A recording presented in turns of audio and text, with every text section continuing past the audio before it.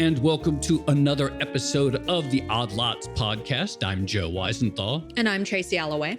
Tracy, obviously, one of our themes for like years now has essentially just been all of these ways in which it seems like the supply side of the economy is like kind of broken or put under or I would say the pressure of the last 2 years has revealed a lot of weak points. Yeah. So I called this the choke point economy, which maybe I should have come up with a catchier title. Yeah. But it was basically the idea that the extraordinary events of the pandemic had exposed the shortages or choke points in things that the economy actually really needs. Everything from semiconductors, which is kind of where we started our supply chain exploration, to, vaccines themselves, right? Yep. Some countries couldn't get enough vaccines, others had too many. And you can expand it to tons of different things, everything from housing to healthcare. Right. It's kind of like this running joke of Odd Lots listeners on Twitter where it's just like, well, this is the new thing that's broken. When are Tracy and Joe going to do a show on it?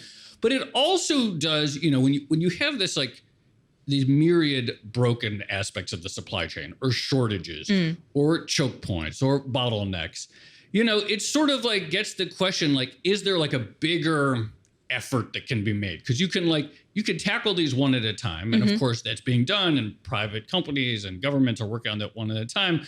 But is there like a broader effort that can be made where maybe government involvement, regulation, something such that we just have like more robust supply side of the economy? Absolutely. And I think over the past year or so, we've certainly seen pockets and indications of that, right? Like the Biden administration's Build Back Better program, the Inflation Reduction Act, all of those are to some extent aimed at increasing capacity, building out vital infrastructure and things like that. So it does feel like there is a recognition that this is an issue, but the solutions are still kind of tricky. And even if we all agree to build more capacity, it's going to take a while. There's still going to be questions over how best to do that. It's going to be tough to identify some of those capacity constraints. Like what actually is the constraint? Exactly. It's funny because for years there was, supply side economics in modern parlance has this very specific idea. And I think of like the Reagan era and a bunch of people's economists who sort of made their bones in that era. But really, it just means like tax cuts. Like really, like when people say supply side economics, they say tax cuts for companies, make them more competitive. Right. Just make it easier for everyone to produce more. By cutting taxes. Right. Now there is this sort of revival of so-called supply side economics, a certain supply side progressivism. We've heard Janet Yellen talk about it, which is, no, actually, supply side economics doesn't have to just be tax cuts. It can actually be about all this, the CHIPS Act, et cetera.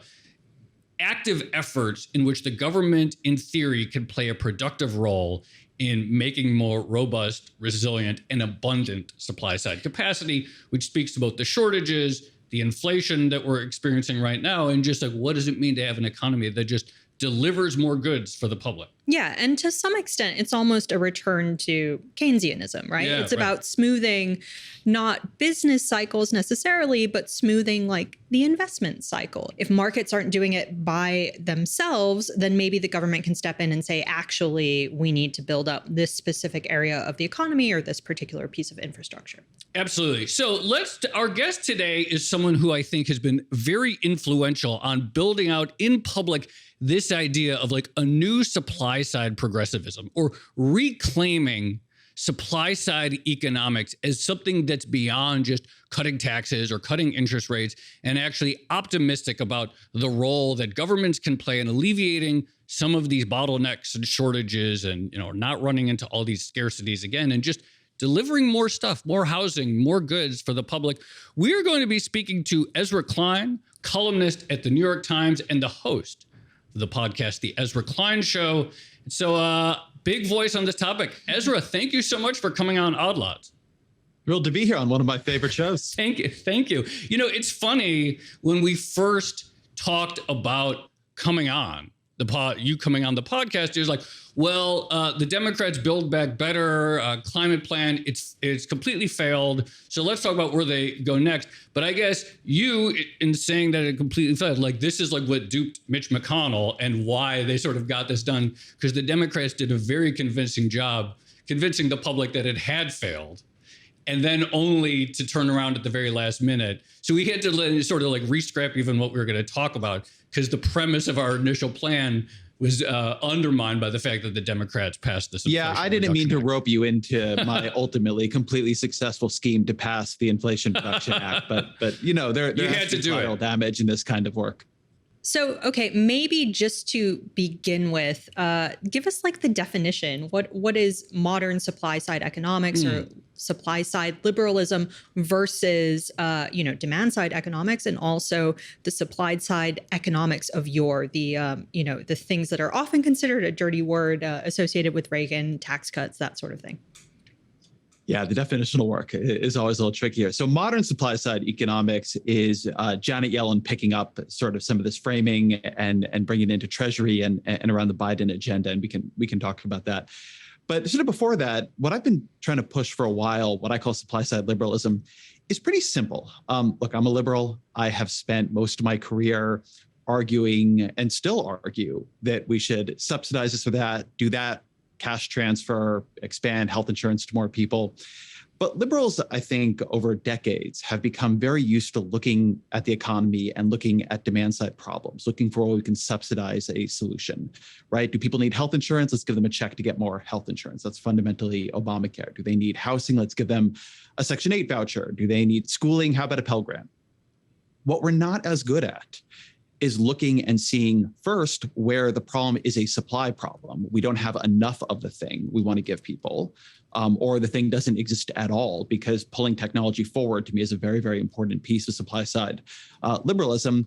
And secondarily, we don't have very good language and certainly not very good attentiveness to seeing when our own policies have made the supply side choke point worse, where, say, subsidizing something like maybe housing in very hot housing areas, where we've also constrained the supply, and thus we're pushing up prices for everybody. So part of this is simply trying to add a new lens, or an old lens, maybe many people would say, from New Deal liberalism to sort of modern liberalism, and say a lot of the problems now are supply side problems, and we need both language and policies for fixing them. So the liberal or progressive impulse remains the same, which I imagine would be characterized as some sort of more egalitarian distribution of the fruits that the economy produces. So whether it's literal things, whether it's homes, whether it's childcare and healthcare, like a more equal distribution of these things.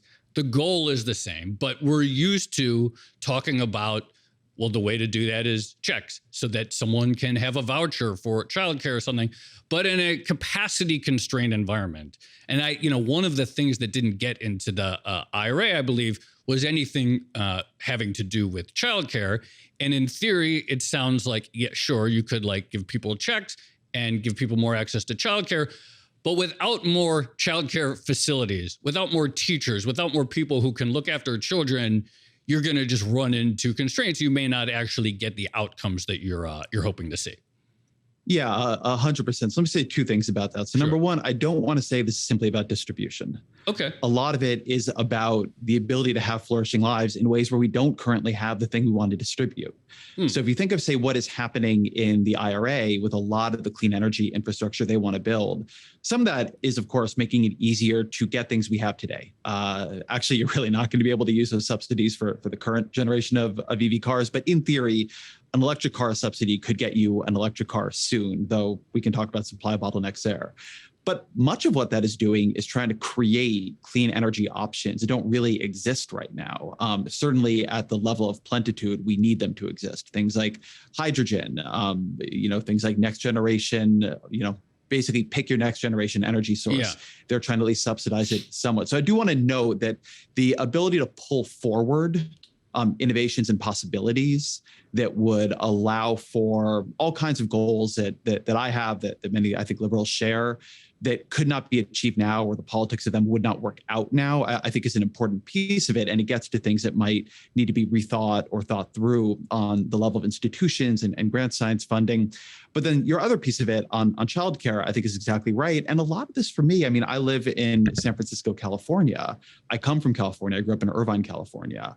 So to watch how liberal, how blue California is, and how badly it fails at a lot of the basics of progressive outcomes, of making a middle-class life affordable for people, is to really force yourself to reckon with some things that have gone pretty profoundly wrong in liberal governance. And one of them is, we have looked around, we keep seeing demand side problems, and we don't see the role that some of our governance institutions and other things have created on supply side, with housing in California and in New York and in other kind of richer blue areas being, I think, example number one, but childcare being another. You can talk about higher education. We've not built a new UC in California. This is an amazing like jewel of like the global public education system. We've not built a new UC here since the 60s, except for Merced.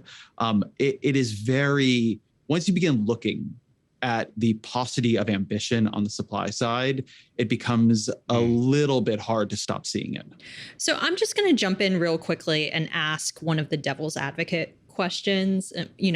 One of the traditional criticisms of this kind of government intervention would be that, well, why not just let the free markets do it? The free markets should be efficiently allocating resources to the things that we need, like housing and healthcare and childcare and things like that.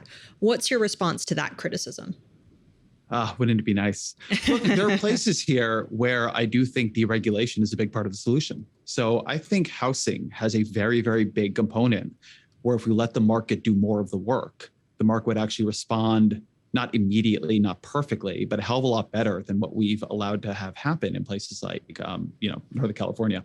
On the other hand, there are things where the market won't do it. So I think clean energy being a big example. Now, increasingly over time, you have enough market signals being sent that there is a lot of investment in clean energy, but it took a long time, and we're nowhere near where we would have wanted to be in terms of the market deciding that ruining the planet is actually a bad thing for long-term profits. So that kind of thing is not nearly as punished as one would hope it to be. I actually think a huge amount of the shift towards industrial policy in the Democratic coalition, the shift towards believing that the government does need to be able to set long-term goals, does need to be able to infuse the productive policy and direction of the country with the values of the polity, comes from watching the market's failure on climate. So one difficulty of this way of looking at the economy is it doesn't give you a one-size-fits-all policy solution, a little bit unlike the old supply-side economics, Reagan-era supply-side economics, where you just sort of wandered around looking for taxes to cut and companies to deregulate. There are places here where you need to deregulate the private sector, places where you need to deregulate the government, places here where you need to spend more, places here where you actually need to spend less. It's much more playing bottleneck detective and asking what is something we wish we had more of, or simply wish we had altogether, right? Something where we really should be investing a lot of money in trying to make some kind of technological breakthrough or make something affordable that is not currently affordable. And then trying to ask what is standing in the way. And that answer, very frustratingly, is extremely different for different things. As I began doing this work, and I'm working on a book in this area, you really have to look at different case studies, and you can't extrapolate across the entire range from them. They just begin to, over time, accumulate to a sense of a way of looking for a problem as opposed to a singular way of again and again solving a problem. But so this is really key because, whether we're talking about, all right, the old supply side, just cut as many taxes as you can. The sort of traditional progressive demand side is, well, where there's a group of people who have inability to access something, cut a check.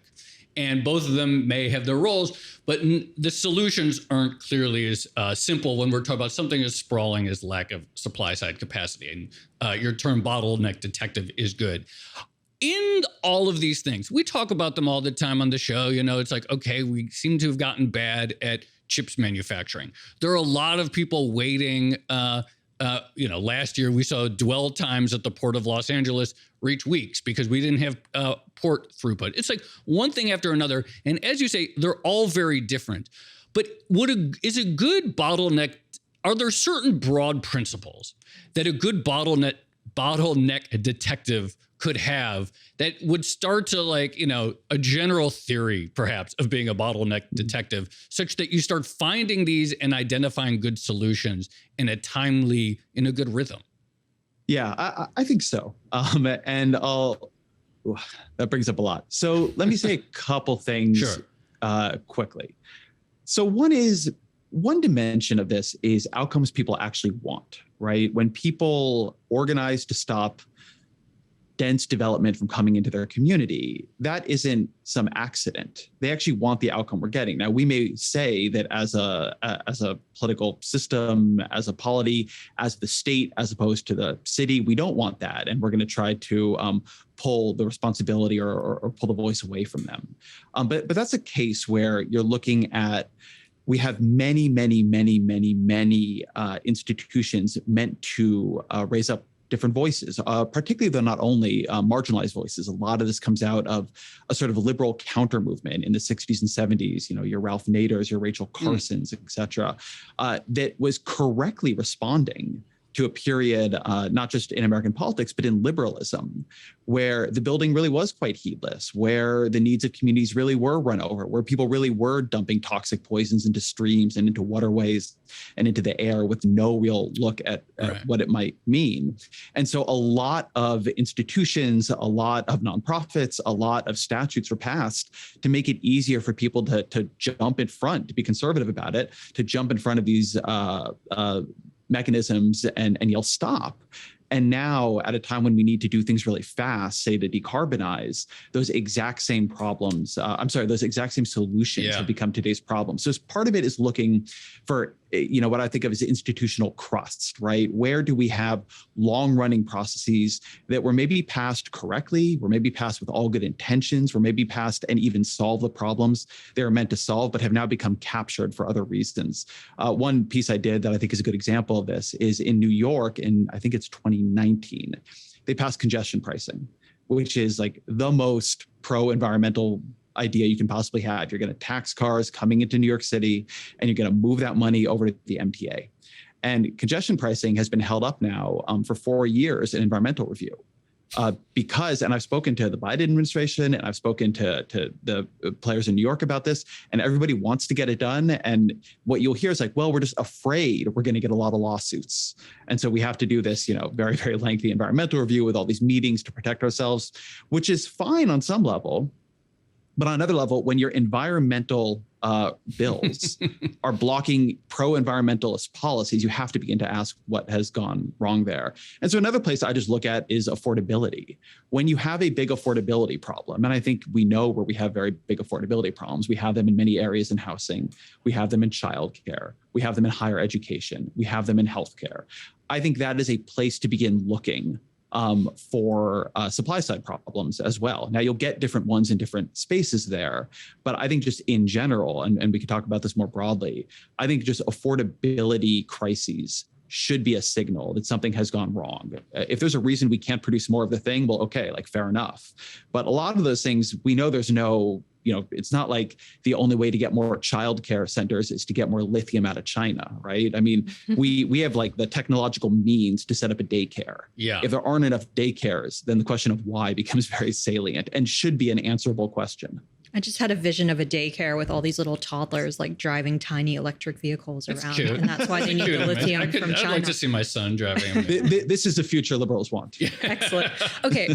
I just want to pause and dwell on that timeline aspect of it for a second, because I think this is really important. And, Joe mentioned this idea that tax cuts can be an attractive policy solution because, they're pretty one size fits all. The same for cutting people checks. Those are fairly simplistic answers to sometimes complicated problems. But when you talk about increasing investment and building out capacity, it does feel like the timeline starts to look very different. the speed at which you can do that versus just cutting a check or reducing taxes is vastly, vastly different. So how do you overcome that? Because especially in an inflationary environment, you have people who really want to see things that are going to have an immediate impact versus waiting 2 or 4 years for a new housing supply to be built out or something like that. So this becomes a cliche example if you use it enough, and I probably have. But I think it's always worth remembering that it doesn't have to be that long. We built the Empire State Building in about a year. Wow. We built the New York subways in, if I'm remembering the number, the early New York subways in about 4. It takes us longer than that now to open a bathroom in a subway station. So there is a delta, a pretty tremendous delta between what we've been able to do as a poorer country with worse building technology, what other countries that are poorer and have worse building technology than us are able to do, and what we're able to do. Now, some of that is reasonable, right? We want to build things more safely now. We want to build things up to higher code now. And some of it you have to ask, is it really serving us? So part of it is asking this question of, are our timeline simply too long? Now, I think, Tracy, you're also getting at something a little bit separate than that, which is within the horizon of political accountability. Mm-hmm. How quickly can you execute a policy that you may get rewarded for? And that's a hard question, although I would have thought 2 years ago, in a way, it was a harder question than I think it is now. Not because you are able to build more quickly now, but because my estimation of how much reward there is for tax policies basically has gone pretty far down. So I think the expectation among the Biden administration, and to be honest, my expectation, was the child tax credit, which was a very simple, direct, here's a check policy, would be very popular. And it would create a feedback loop of its own popularity, which would lead to its extension. It did not do that. It just did not do that. And if you go over the past couple of years, it's actually very hard to find big tax side policies that seem to have created a very strong political feedback effect. Certainly the Trump tax cuts in 2018 didn't do all that much for Donald Trump. We can argue about the stimulus checks in the CARES Act and in the subsequent acts too, but it certainly doesn't look like it saved anybody's bacon exactly. So I actually find this worrying for a bunch of other reasons, that I think there is a very, very, very tenuous connection now between the policies either side passes and the political feedbacks, rewards, or accountability for them. The real exception is being when you make a policy highly salient through a very big repeal fight like Obamacare. But in general, it isn't clear to me that politicians are getting obviously rewarded for the tax side policies either. So, you may as well try to do a good job.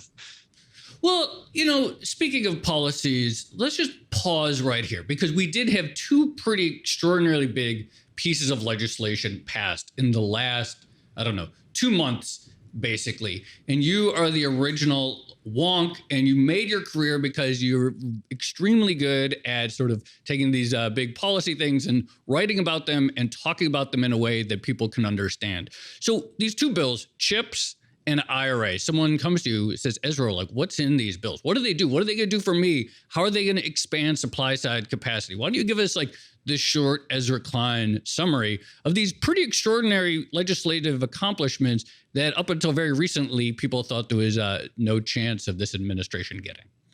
Sure. And I think we should actually put the infrastructure bill in here too. Sure. Great. So if you take the 3 of them together, what you have is about $450 billion in climate investment, roughly 375 in the IRA. It's really weird to keep saying the IRA. I know. The Irish, and then a fair amount more in the infrastructure bill. And then CHIPS has a bunch of, we're going to set up an agency, interagency process, a kind of department here. We're going to give a direction, but they don't actually authorize the money for it. Or rather, in technical terms, they authorize the money, but they don't spend the money. The other ones are actually here's a check. One tricky thing about these bills is none of them do one thing. As a wonk, I find them very, very hard to explain because there's no central architecture. But the main thing I would say that's happened. I know, right? Well, I've moved on. I'm a novelist now. It's much easier. But I would say there's been a huge move in climate policy. And this goes actually a little bit to the question of letting the market work.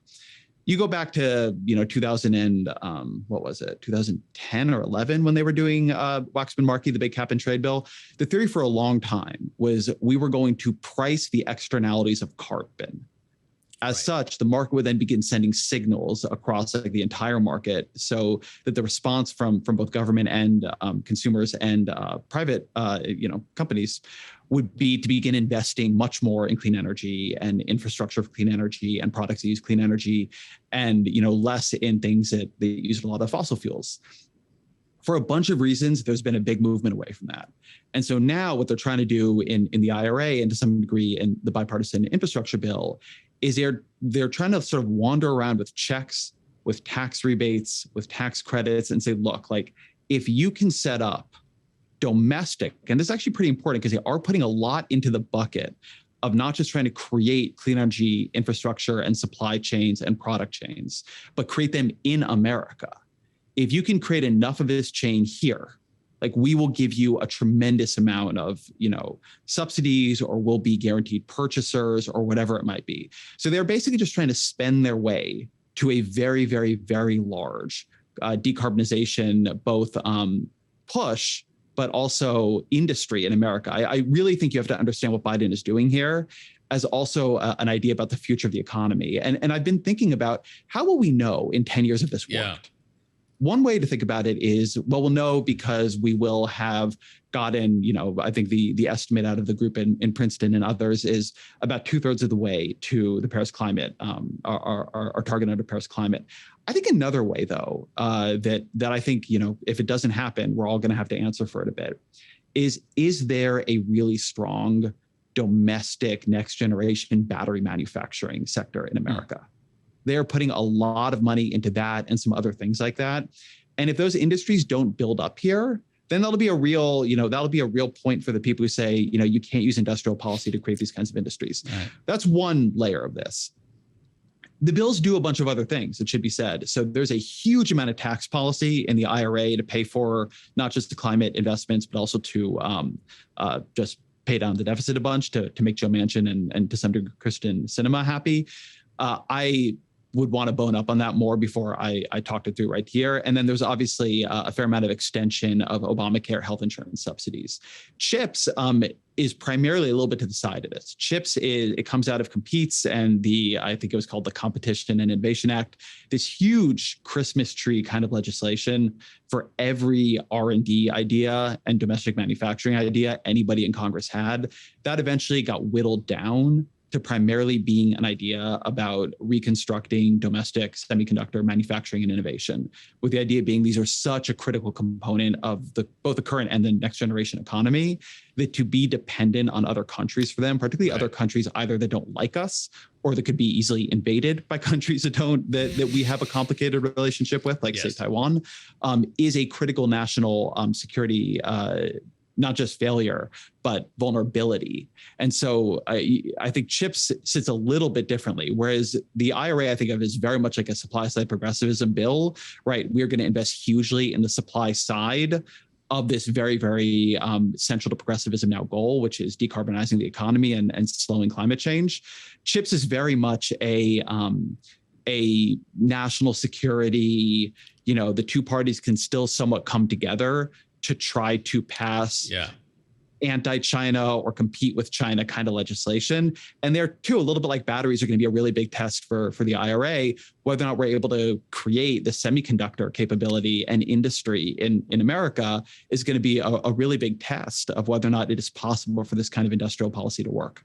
So speaking of China, that's my cue to ask another devil's advocate question, which is, normally when I think of large scale investment or infrastructure spending, things like that, I think of China. And China has sort of a mixed record on success on that front. And my favorite example of this is the swine fever epidemic, where a huge chunk of China's supply of pigs got wiped out by this pandemic. And then the government intervened and said, we have to rebuild our herds. And then they rebuilt them so quickly that they had too many pigs. And we had a bunch of pig farmers and pig farming companies that ended up going bust. And so if you look at the supply of China's herd of hogs, as I do regularly, it's just, it spikes and then it troughs. We all need hobbies. Right. And then it spikes and it troughs. So for them, it's been very hard to smooth that particular cycle. And so I guess my question is like, how difficult is it to calibrate this kind of supply side intervention? And how do you ensure that you don't contribute to a boom that then ends in a bust? I think you might. I have two thoughts on this. One, it goes back to something you were saying at the beginning, Tracy, about this in some ways being a rediscovery of Keynes. People, post Great Recession, thought a lot about Keynes in terms of smoothing business cycles.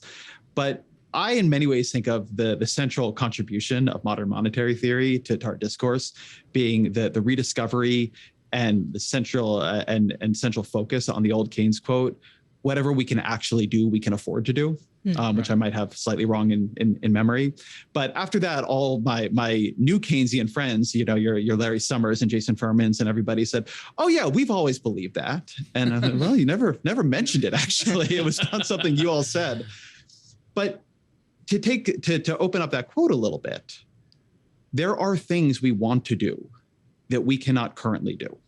We either don't have the capacity, we don't have the market, we don't have the manufacturing skill and the supply chains, or we worry those chains are going to be vulnerable to future geopolitical shock. And so there is a real effort here, I think, not to smooth out, right? I mean, as you say, China had a pig industry, right? They did have hogs. We just don't have a lot of the capacity we want to have. And so the theory is to build it. Now, I do think the worry, which is similar, is we'll build the wrong things. We'll put all this money into EVs, but it turns out everybody's going to be on e-bikes, or something. And so the government will, in picking its, winners, have actually picked up a bunch of losers. And this gets to something else. And I talk a lot about supply side liberalism, but there's a lot of pickup for this idea on the right. And a lot of people on the right like to say, yeah, finally liberals are taking the supply side seriously. And there's a pretty deep critique, and for me, a pretty deep frustration towards my conservative friends who, on the one hand, want a government that plays a more serious and, I think, risk-tolerant role in backing up and accelerating the frontier or expanding the frontier of the supply chain. And on the other hand, they have themselves created an unbelievably risk intolerant, terrified of its own shadow government. So whether you're thinking about, things like the loan guarantee program that everybody knows for backing Solyndra, but that also was an incredibly important lifeline to Tesla, or you're thinking about things like the incredibly heavy level of peer review and consensus-oriented decision-making at the NIH or the NSF, which I think of as pretty big problems for a bunch of things that I care about. But these places are terrified of funding things that then members of Congress on the right get up and say, what a stupid thing. These are shrimp running on treadmills or whatever it is.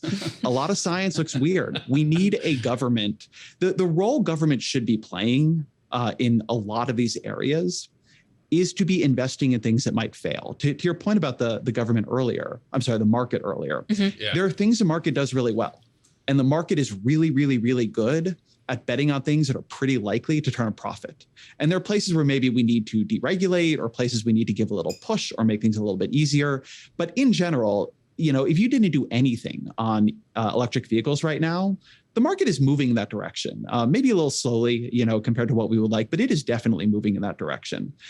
With, of course, we should say a huge amount of government help up until now.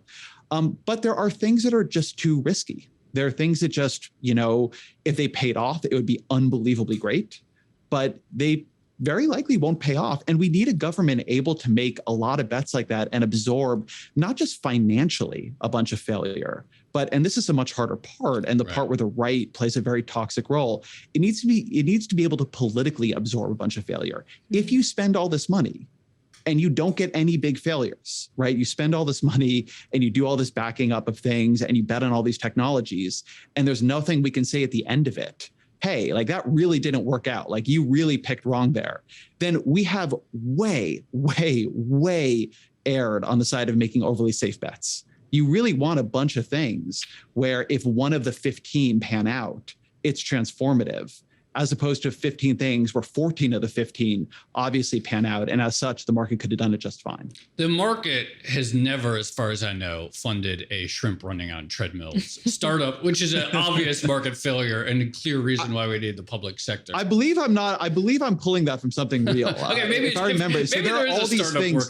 There are all these congressmen who give awards for dumbest. No, I know. I remember there used to be the cow farts one, but I think that's actually it's all this stuff. Here's a question, and I don't, where I feel like you're probably uniquely positioned to answer for us, which is within the Democratic Party. There is a lot of reservation, particularly on the left, I think, towards chips, even though it's about public investment. The idea, private companies theoretically are going to benefit a lot from it. Your words like, are they going to use this money for stock buybacks, et cetera? And so within the Democratic Party right now, it's not like everyone has suddenly become supply siders, and that sort of old school do it on the demand side is pretty strong. How would you rate, where the center of the party, I don't mean center isn't centrist, although maybe implicitly it is, but the center of gravity within the Democratic Party, which you're much more plugged into than we are, in terms of taking on this supply side framing to problems? I have found on a bunch of these issues that there is more interest and less resistance than I expected, but also in a funny way, less eventual pickup. So I thought a lot of this stuff would cause, frankly, a lot more blowback. I've been very critical of things like the National Environmental Policy Act, the California Environmental Quality Act, the Clean Air Act to some degree, things that are very central parts of the environmental movement legacy in this country operating today that are now being wielded against clean energy. Or my favorite example, in Minnesota, Minneapolis banned single family zoning. And that policy got an injunction based on environmental review. They can't move forward on their ban of single family zoning because it didn't go through enough environmental review. It's just crazy making. People have been more receptive to that, though not that interested in doing anything about it. I think of this as more of a problem of attention and what gets people into liberalism. Kind of liberal or democratic politics, and to some degree, even how the machinery of government is set up. Then I think of it as really a very tough ideological fight. So this is something I'm sure you guys ran into, but I was really struck over the last, let's call it 18 months, as inflation got worse and worse and worse, talking to members of the Biden administration and just really realizing how much they were having to try to retool themselves bureaucratically, institutionally, to just understand the productive side of the economy, where you weren't trying to do efforts of macroeconomic stabilization. You weren't just trying to kind of ask what are the big trends, but you're actually having to kind of figure out the ports. And the people who got charged with figuring out the ports, that had not been their job. There was no person who that was their job. And they had that information streaming in a very usable way. And they had a bureaucracy well set up to do something with it. So to some degree, there is simply a mismatch, I think, in the motivations and structures of the Democratic Party, and also for that matter, the Republican Party, and some of these problems. In healthcare, for instance, which I know very, very well, the amount of organizations, groups, nonprofits, people, talent, that has gone in for decades to the question of how do we get more people health insurance is really, really dramatic. The amount of people who got into that to go to war with the American Medical Association over how many doctors we accredit every year and what kinds of regulations we have on other qualified practitioners like nurse practitioners, so we could expand primary care such that prices would fall on that. Nobody's in it for that. Right? They're in it to get health insurance to poor people, not to fight with doctors who are actually their friends on a bunch of these issues. And so it's more about that. If you say this, you're not exactly against it. I mean, the fact that we have capped the number of residency slots, and there was actually this big fight from the AMA years ago and others to convince politicians that we had a problem of doctor oversupply. And now we have a problem of particularly primary care undersupply. It's not that people disagree with you. It's just, it's like a company trying to do something it wasn't set up to do. Yeah. It doesn't really know how to do it. The right people aren't that interested in it. It's coalition splitting work as opposed to coalition uniting work. So the problem isn't so much the counter argument. The problem is almost like the argument has nowhere to go. Like it's not well structured in the congressional committees. So I've actually found that to be more of the difficulty here. So I realize we've been very focused on U.S. policy for obvious reasons, but the problem of underinvestment is not exclusive to America. And in fact, one thing we've learned over the summer is that it very much applies to places like Europe with their energy supply and energy policies and things like that. What accounts for that underinvestment in Europe? Like, what is the condition that is, I guess, common to both the US and places like Europe when it comes to underinvestment? Because when you look at Europe, you can't just say, oh, it's, Democrats and Republicans fighting and they can't agree on anything, or, we can't agree on how to fund it and things like that. Europe already has a slightly different approach when it comes to that. And yet they also seem to have struggled over the past decades. I don't know how to think about the question of underinvestment as both a sort of macro and international phenomenon. And I mean that in the sense of, I'm not sure how useful I think underinvestment is as a concept. So some countries in Europe have done a lot more to invest in, green energy than we have. Some countries in Europe have invested a lot in nuclear energy, like France over time, and some have been obviously like Germany going in the opposite direction. So one thing is, I think it is worth looking at the sort of differences that are exploitable there. Something that's been very, very helpful when thinking about infrastructure build is that, lots of countries in Europe do rail, train, bridges, et cetera. We can actually look at per kilometer costs, and it's not perfect, but there are people who've been doing this like Alan Levy, and you can really see just unbelievably large differences in how much things cost. But within that, I do think there's probably a consistent issue of simply rich societies becoming affluent enough that things are broadly good enough that what people want is not actually all that much change. And a lot of, say, infrastructure build is, among other things, a lot of disruption. I mean, it's all great to talk about infrastructure in your head. Yeah. And then they're ripping up all the streets near my house, and it's an unbelievable pain in the ass, right? Like, nobody actually likes it when infrastructure is being built near them. And similarly, I go back and forth on this old book by an economist named Mansur Olson. I think it's called The Rise and Fall of Nations, or The Rise and Decline of Nations. And I think it's published in the 70s, if I'm not wrong. And it's a classic in public choice economics.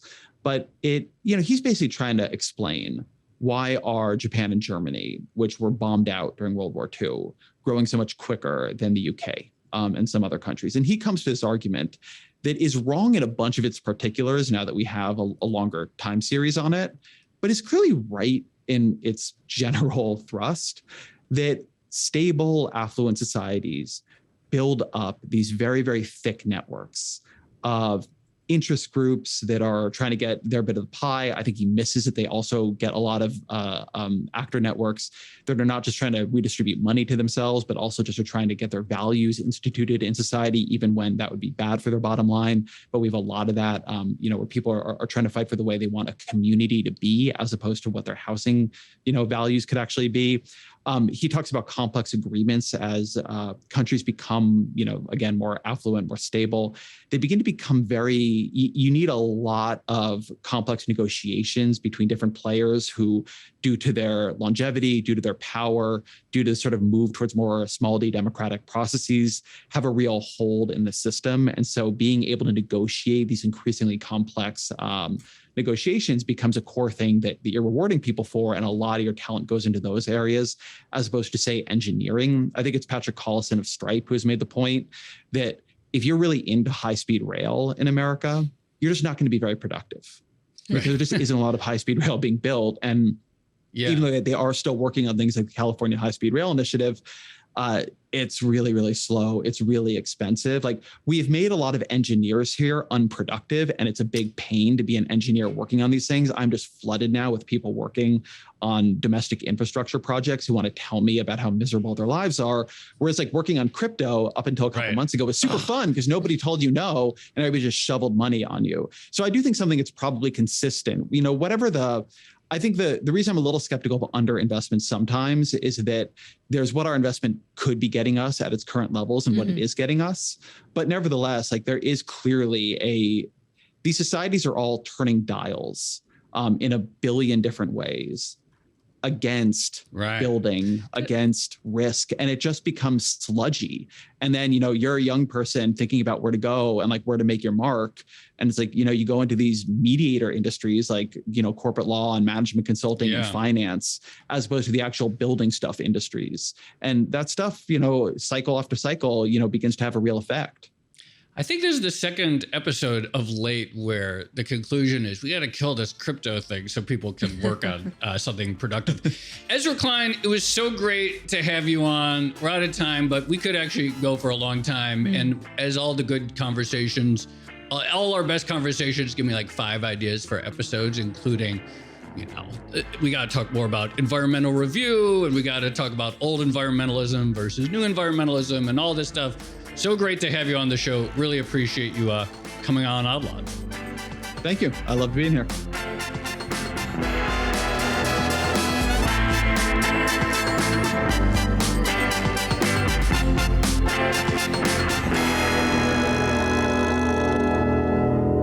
So should we do a spinoff, The Bottleneck Detectives? That would be a fun show. Or like a TV show, maybe. That would be a great name for a TV series or even a podcast series. So yes, we should do have that. Like some like haunted, sort of like mysterious music. Like the Scooby-Doo kind of aesthetic. Yeah, I think that'd be really fun. And we're wandering around with like big magnifying glasses, looking for supply side constraints. Okay, on a serious note, there was a lot that I found interesting in that conversation, but I did think Ezra's point about the government being willing to finance and support failures and politically absorb failure. Yeah. I thought that was really interesting. And also, can I just say that shrimp treadmill study is a real thing. And there is a video of the shrimp running on the treadmill. And I have to say, they move kind of like I do on a treadmill, which is to say reluctantly, extremely reluctantly. But that does exist. We got to splice in some of the video for the video version of this episode. Something I was thinking that I thought was very powerful is like this idea of there's a lot of openness to some of these supply side ideas, but whether that openness actually in turn turns into action is a very separate question. And, we're recording this August 24th. Yesterday, we had the New York primaries, and one of the candidates in New York 12, and maybe he never had a shot of winning anyway, but one of the candidates in New York 12 made a point about like repealing the Foreign Dredge Act of 1906 was clearly one an Odd Lots fan. Clearly an Odd Lots fan. Siraj Patel, who maybe we should have on at some point and talk about that. But it was interesting because it's like, that's not a big vote mover. And granted, he didn't make that like the centerpiece of his campaign, but it does seem to, get more, take home more of your money, tax cuts, et cetera. The language exists. To Ezra's initial point, the language of these sort of like taxes or vouchers, that exists. What is the political language of talking about dredge capacity? Right. I think that's a really important point, which is that, Ezra mentioned that info gathering idea that all these politicians in DC have had to suddenly get up to speed on things like the ports over the last couple of years. But then it's also the voting population, right? Like all of these people are suddenly going to have to form opinions on things like the Foreign Dredge Act. And how do we actually do that? The voters are not. It seems unless they all listen to it seems tough. But on the other hand, if the pitch is this is something that can help the economy and push down prices, then maybe that's a simplistic way into it. Yeah, a lot there. Are we going to leave it there? Let's leave it there. Okay. This has been another episode of the Odd Lots podcast. I'm Tracy Alloway. You can follow me on Twitter at Tracy Alloway. And I'm Joe Weisenthal. You can follow me on Twitter at The Stalwart. Follow our guest, Ezra Klein, on Twitter at Ezra Klein. Follow our producer, Carmen Rodriguez, at Carmen Armin. And check out all of the podcasts at Bloomberg under the handle @podcasts. Thanks for listening.